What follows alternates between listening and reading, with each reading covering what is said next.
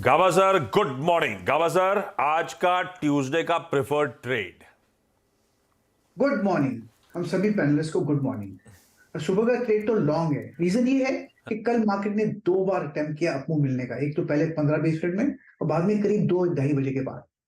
ये second attempt था। मुझे लगता है और एक बार अटेम्प्ट करेगा। अगर डिप मिलती है तो बाइंग का मौका है। हो सकता है आप अर्ली मॉर्निंग करें या फिर latter part of trading session करें, लेकिन एक डिप करेगा, इसलिए बाय होना चाहिए। स्टॉक कौन से होने चाहिए जहां पर जो ज्यादा ही स्ट्रेच हो चुके हैं on the down side? Stock मैंने चुना है एशियन पेंट्स।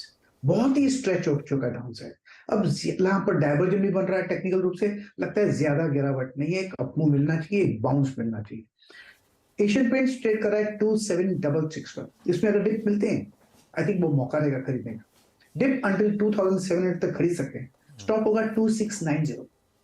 तो स्टॉप 2690 में डिप्स मिलते हैं, खरीदारी का मौका है।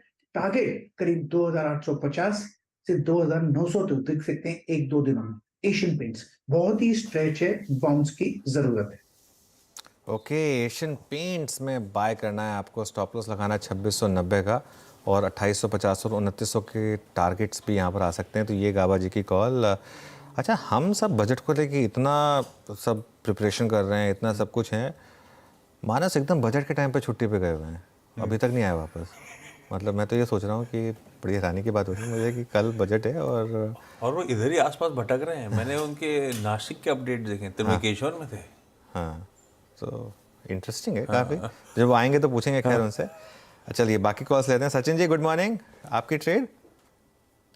Good morning Anuj ji, good morning Ashish ji. Good morning साहब।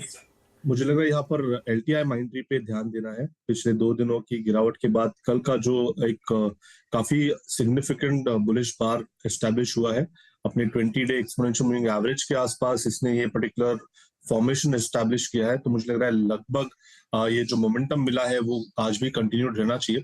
तो एलटीआई माइंट्री में खरीदारी करने की सलाह होगी। 4390 के स्टॉप लॉस के साथ आपको लॉन्ग पोजीशंस बिल्ड करने हैं 4580 के इंट्राडे टारगेट के लिए। एलटीआई माइंट्री कल गावा सर के रडार पे भी था। कल अच्छे मूव्स बने और सचिन ने एक बाय कॉल इनिशिएट किया है। सचिन, एक मानू क्या थोड़ा सा मूड मॉल बदल रहा है?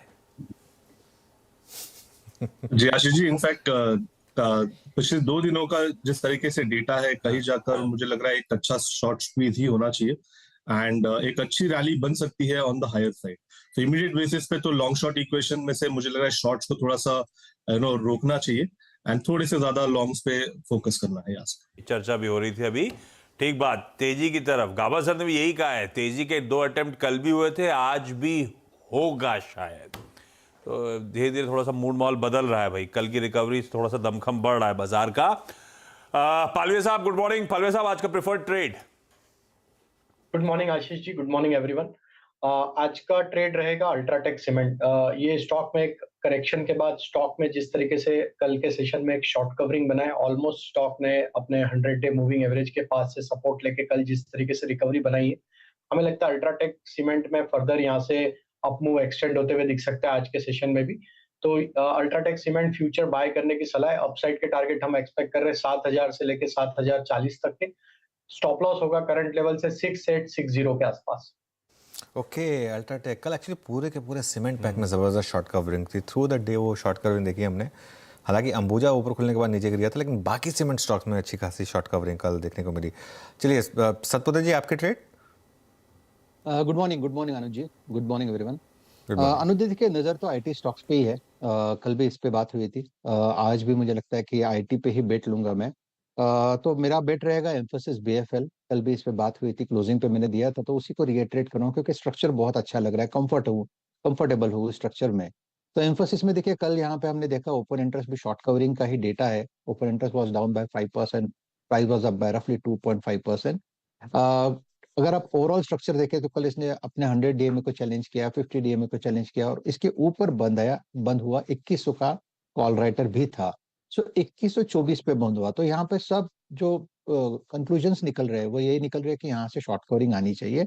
इसलिए मैंने एम्फोसिस को चुना है। मेरा स्टॉप लॉस रहेगा 2090 का और इसका जो टारगेट है 2200 का पहला रहेगा, उसके बाद 2240।